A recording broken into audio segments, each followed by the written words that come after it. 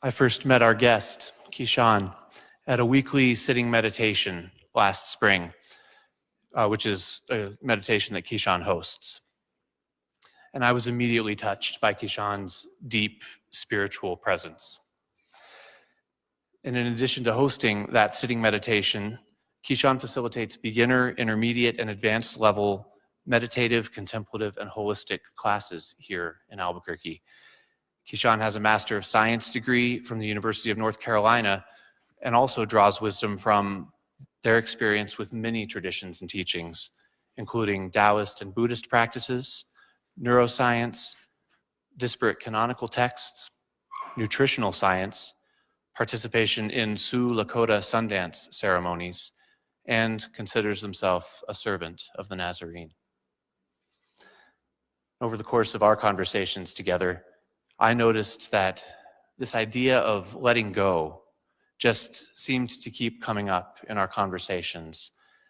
It's a deep part of Kishán's spirituality and way of life, and they embody letting go better than anybody I know. I've benefited greatly from Kishán's wisdom, and I thought that you might benefit from it as well. And so I invited Kishán to be our guest today. Kishán, welcome to First Unitarian. Thank you. It's great to be here.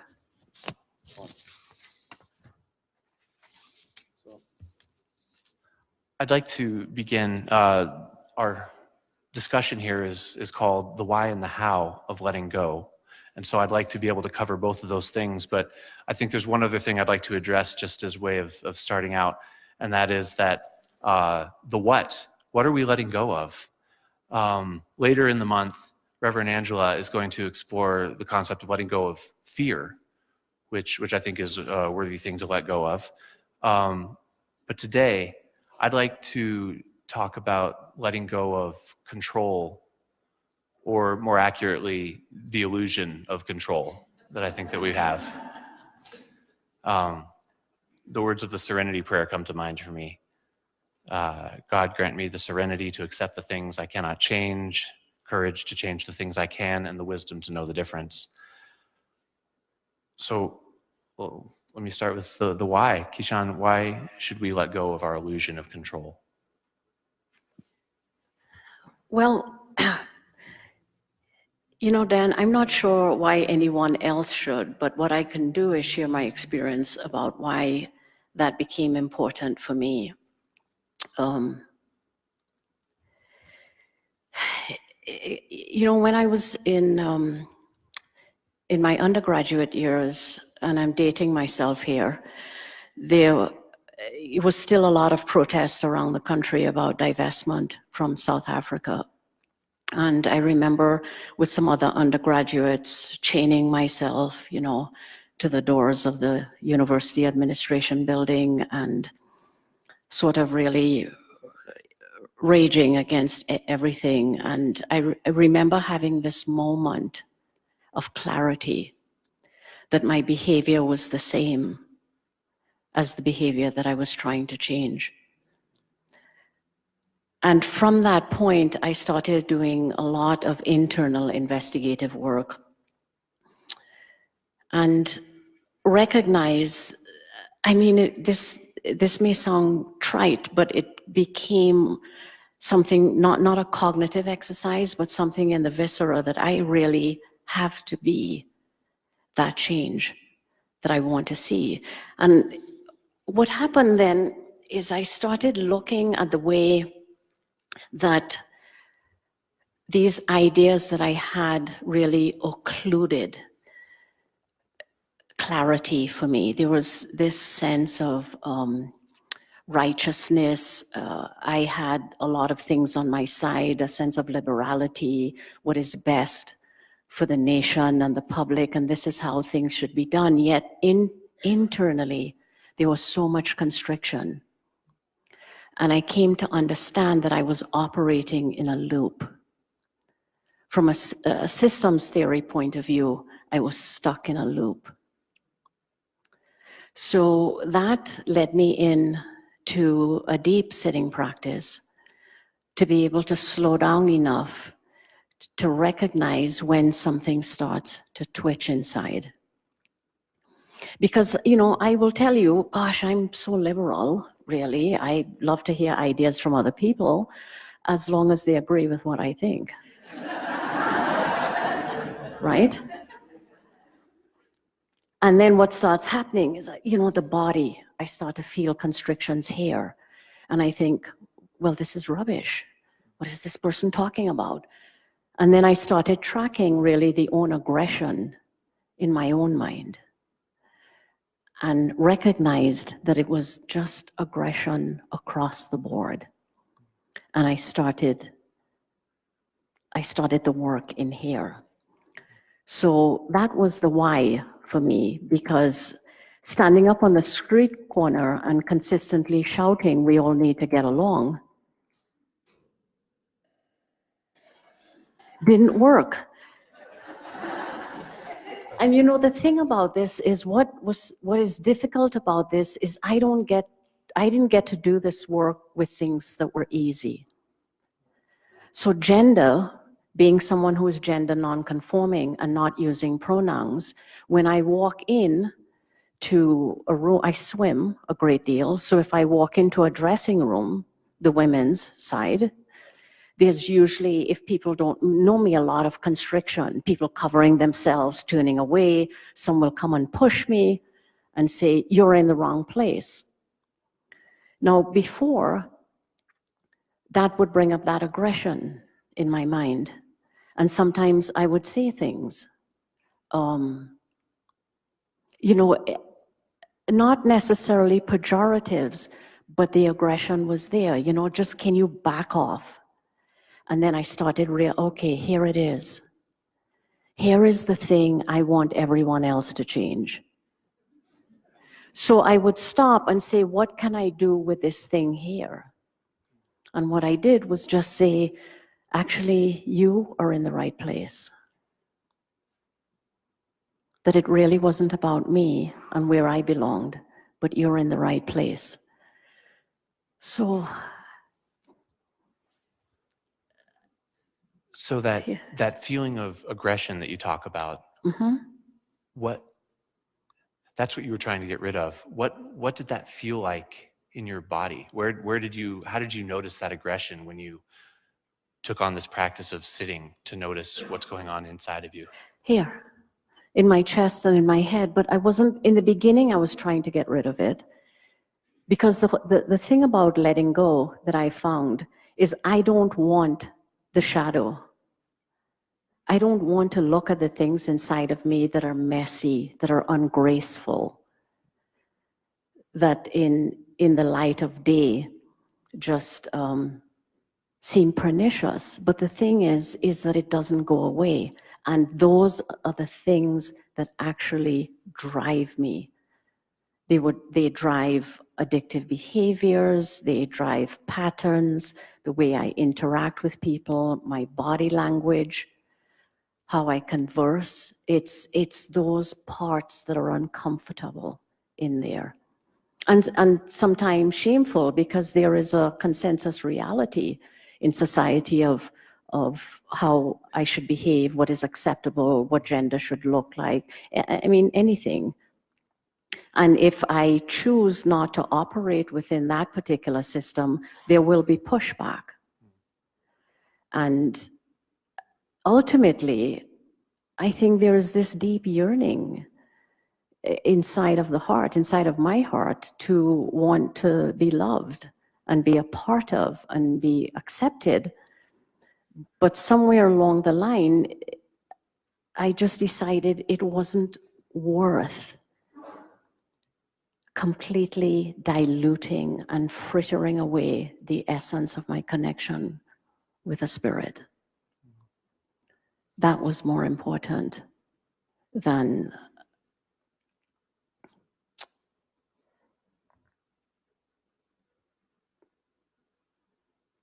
a concession. It was more important than giving the concession to want to be loved.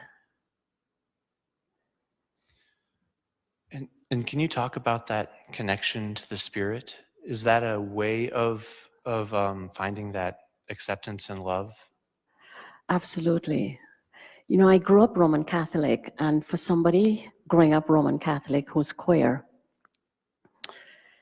it had a lot of moments. Yeah, I'll bet. Because so much of the definition of faith came to me, or what I heard. Let me reframe that. What I heard came so striated into this good and bad, compartmentalized, and this was acceptable behavior and this was not. And I just was always an odd duck as a child. Spent a lot of time alone, always observing nature, being quiet. So growing up in that environment was difficult, and for a long time I held a lot of anger and rage. You know, it's the church and it's God and it's this and that, because I had not yet acquired the tenacity, the willingness, the courage, and the ability to let go of all of that and ask myself to become curious and say, what if it isn't any of that?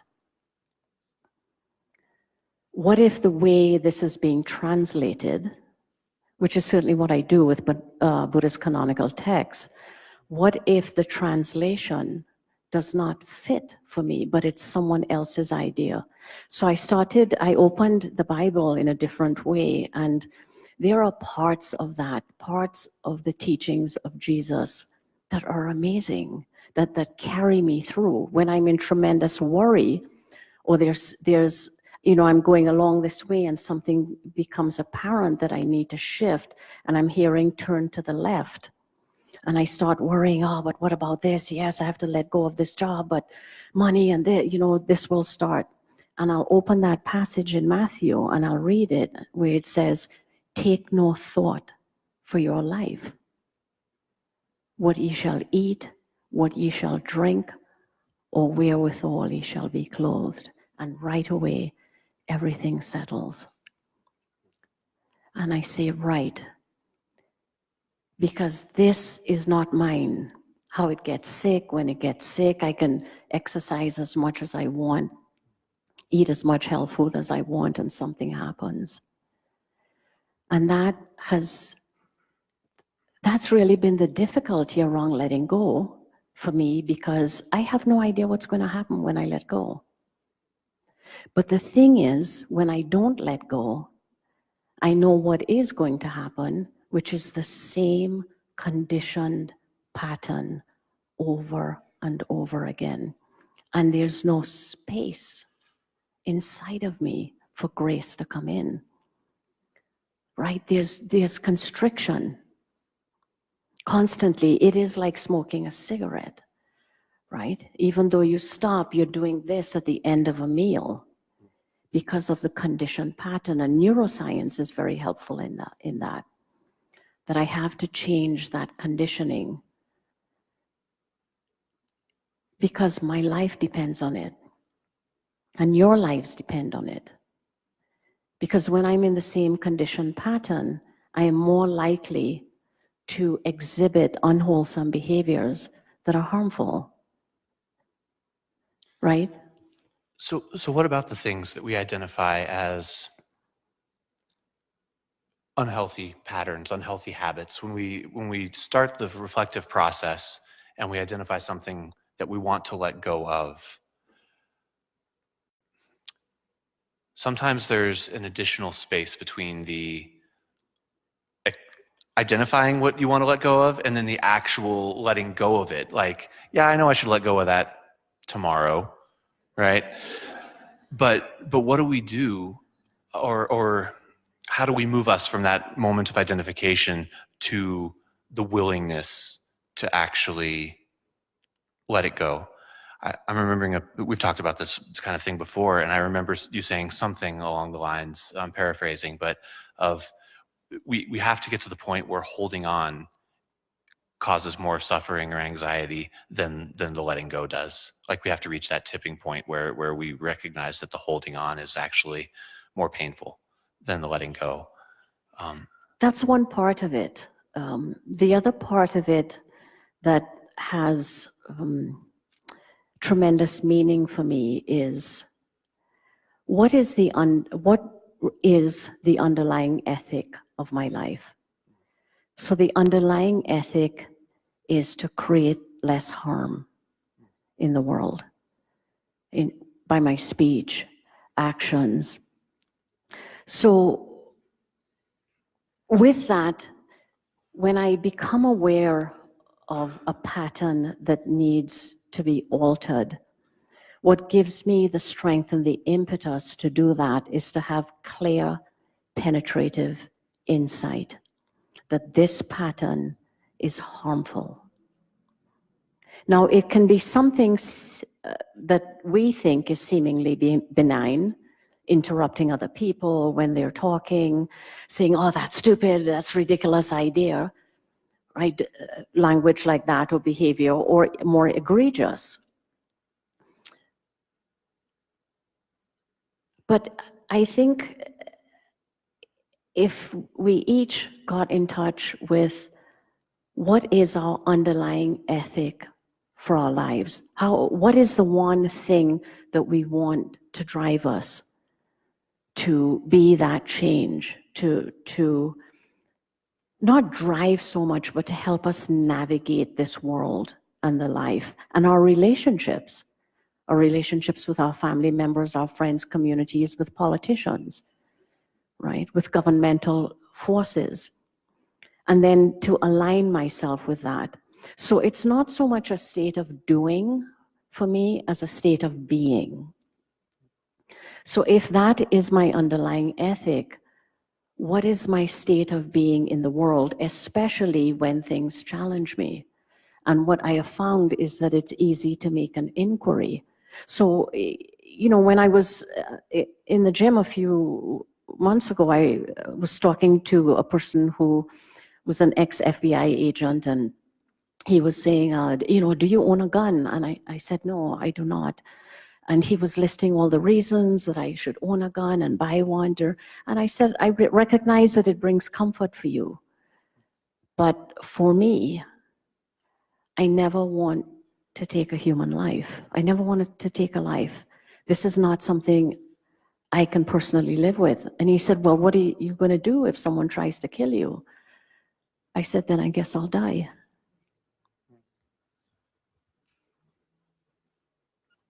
So that would be one type of surrender, I suppose. Surrendering, a willingness to surrender your life. That's very extreme. Like what? So if I'm struggling with how to get there. Is it as extreme as the language that we use, as the way that we interact with the people that we love, the aggression that we don't think is ours, but we think it belongs to a president or a military, but the day-to-day microaggressions that happen among us? Is that not just as extreme? And what is the gradation? And who decides? Would be a more interesting question for me. Yeah, you had shared with me at one point, would you find a spider or an ant in your home, how you approach that situation? Because why that sticks with me is because it's a very clear example of how you are living this idea, this very foundational piece of you that says do no harm, and how when you apply it to a spider in your home, right, that you choose to help it find its way outside of your house rather than to kill it. How that if you can do that for a spider, if you can show that compassion to something that's that tiny that we often just disregard, how that translates to your interactions with humans, like you were talking about, the day-to-day interactions. Can you speak to that just a little bit? I don't know that I regard it as compassion, so to speak, more so as a recognition of the interrelatedness. That there really isn't a difference between the desire of the spider to eat and to live and to find shelter and to have comfort. You know, for many years I was terrified of roaches. And when I was in my 20s, before I'd started any practice, I used to kill them when I would see them.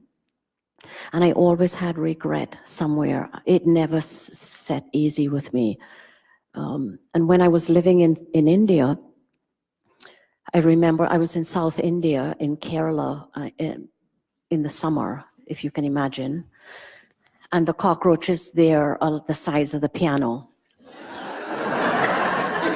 So I was getting ready to go in the shower, and you know, always because I'm cognizant, I'm in South India now, on this practice, I'm studying with someone in the Himalayas, so I go back up to North India, back and forth, you know, meditating and then feeling so good about myself.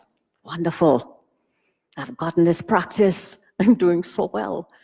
So I come back down to Kerala and I open the curtain and there's this huge cockroach in the shower. And I remember I stop and look and the wings, you know, just getting a little ready to fly.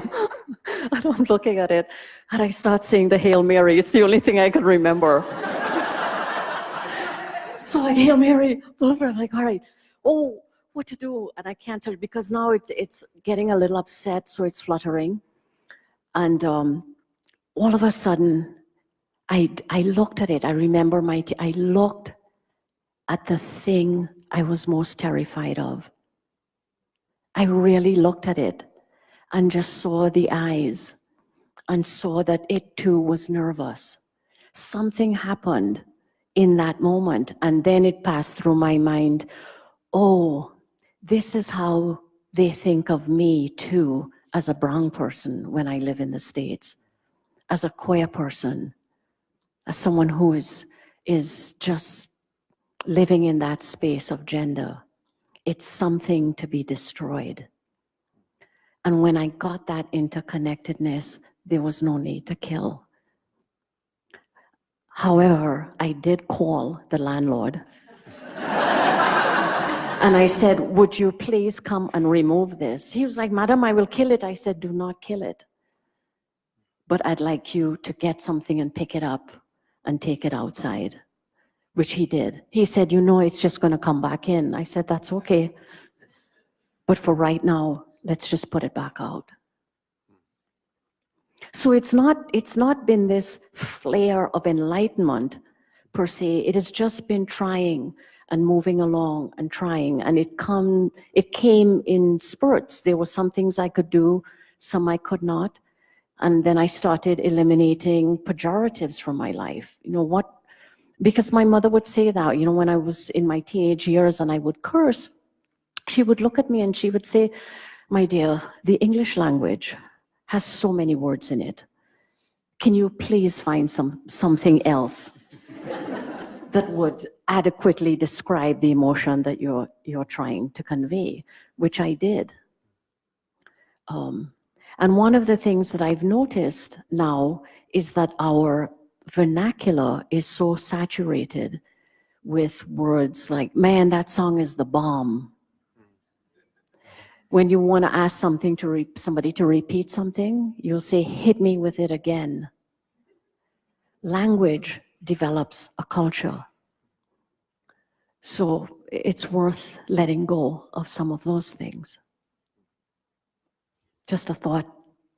And yeah, that's a lot of thoughts. Wow.